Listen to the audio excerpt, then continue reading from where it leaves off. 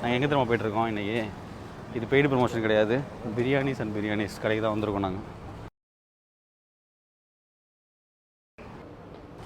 இந்த கடை எங்கே இருக்குன்னா டிஸ்கவரி கார்டன்ஸில். ஆல்ரெடி நான் போஸ்ட்டு போட்டிருப்பேன்.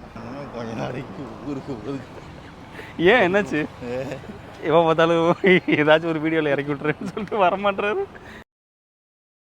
தினேஷ் அடித்து பிடிச்சி கூட்டத்தில் நின்று செயின் மோதிரம் அப்படின்ற மாதிரி பிரியாணி வாங்கிட்டார்.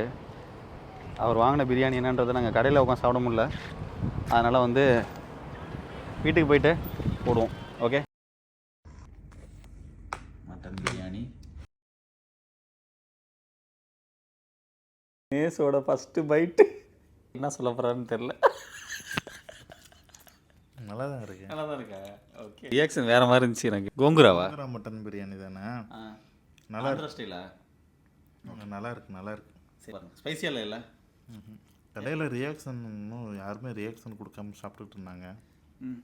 அதனால் டேஸ்ட் எப்படி இருக்கும்னு தெரியல. நல்லா தான் இருக்குது. நல்லா தான். கூட்டமாக இருந்துச்சுல கடையில்? ஆமாம், புது கடை. ஃபஸ்ட் நாள்னால் கூட்டமாக இருக்கும். சரி, நீங்களும் வந்து ட்ரை பண்ணி பாருங்கள். பார்த்துட்டு உங்கள் கமெண்ட்டை சொல்லுங்கள்.